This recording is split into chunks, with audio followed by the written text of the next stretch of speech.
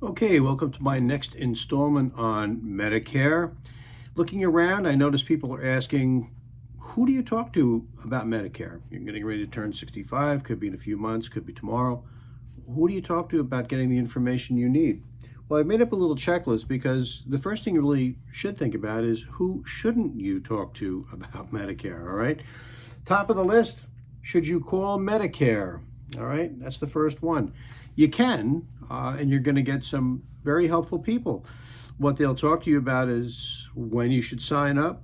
Do you have to sign up? They'll talk to you about where to sign up. They'll go into if you need A or B, but the problem is that you're not going to get certain things like costs, the cost share of Medicare. They're not going to go into the insurances that are available. You got a couple of different kinds of insurance. A lot of times they don't even talk to you about a drug plan. So I don't think Medicare is a good choice. Next one on there, friends and family. All right. The information you're going to get is well-meaning and often inaccurate.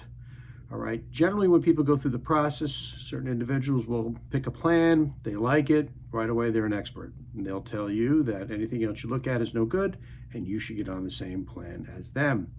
That's never going to work. And the reason why is because there's no one-size-fits-all with these.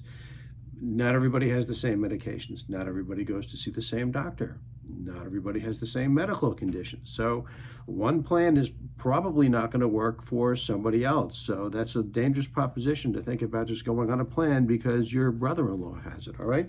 So we're going to get rid of that. Next one, TV knuckleheads. We see a lot of stuff on TV. It's all designed to get you to do one thing. Call them. They want you to call because they want to either put you into a plan or they want to change what you have so that they can make some money. These are 800 numbers. They're going to want all your information. They're going to want your name, your phone number. They're going to want your address. They're going to want your date of birth. They're going to want your Medicare ID number. At the end of the day, it's the same drill. They're just going to want to see if they can put you into what they're advertising on TV. If you don't qualify it, they're going to want to put you into something else. Not in your best interest, okay? Get rid of TV knuckleheads. Official mail pieces, all right? Looks like it's from Medicare, smells like it's from Medicare. It's not from Medicare. They don't mail things like that. You have to beware of those things, especially when it's official looking thing that wants you to fill in all your information with a postage paid deal where you can send the card back and get free information. Do not do that. Once you have it, then the phone calls are going to start and you're not going to get what you need to know, all right? So we're going to get rid of that. Online solicitations, this is a beauty. Delete it. Don't fill it out because that's going to start a whole chain of events for you. I did it for myself, and within about an hour, I had 5 phone calls, followed up by 5 robocalls, followed up by 5 emails, and this lasted for about 8 months. And I really wasn't going to get it. I had the information anyway, but I knew I wasn't going to get it from that. Obviously, get rid of that. All right, captive company agent. This is who you're going to speak to if you call an insurance company. Let's say your brother-in-law has XYZ insurance company, and you call that company. You're going to get a nice, very nice captive agent. They're pretty knowledgeable. The problem with that is that they will talk to you about one carrier because that's all they have to offer. They're not going to do any comparisons with you. Who knows what the doctor network is? What do you have to go to other doctors? You're not going to have those kind of choices. So the company agent is not a good option. The last thing is after enrollment service. So you're going to call a company agent. It's going to go through a call center. There's probably thousands of agents. You're going to enroll. Everything is rolling along. But what happens if you have issues? You're never going to get that person on the phone again. Even if he wanted to talk to you, you wouldn't be able to find him or get him. He doesn't have an extension. You're going to go to a call center depending upon your problem.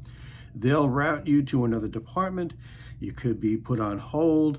At the end of the day, you could get frustrated and hang up without having your issue resolved. So that's not really a good option. So there's not going to be any after enrollment service if you talk to the company agent. The person you do and should talk to is a Medicare specialist. All right, he's an independent person like myself. The Medicare specialist is licensed. He's got to be licensed in your state to be able to place you with insurance, which means he has to get relicensed. He has to do continuing education to get licensed and to renew his license. He has to be up on the industry trends.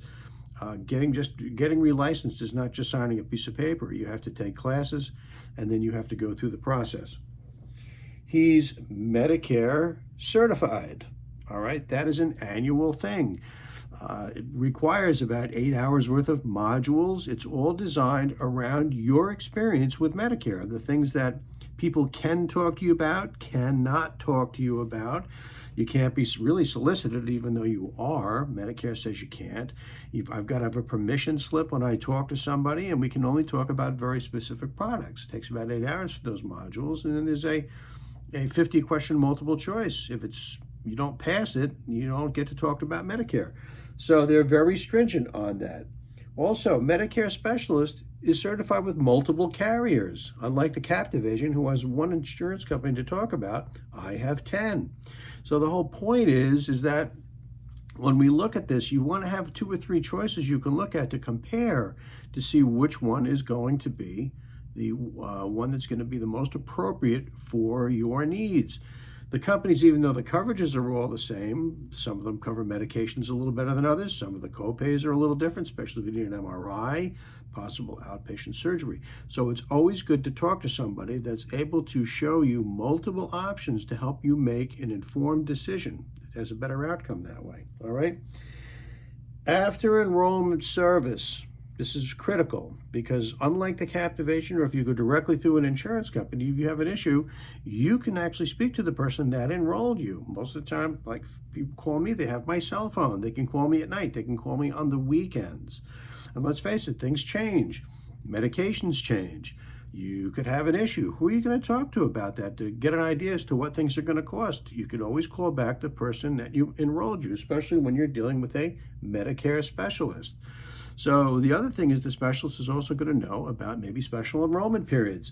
You know about the big ones because you're always getting solicitations for them, but sometimes there's special ones during the year that a captive agent isn't going to know about, not going to be able to help you with that. Only a Medicare specialist will. So who not to talk to? Who talk to? So who to talk to? Anyway, my direct phone number is 631-774-3786. You can always call me if you have questions. Please go to my website, mymedicaremike.com. There's videos in there. You can get all kinds of answers. And at the end of the day, you can call me or send me an email. All right? Thank you so much for listening. I appreciate your time.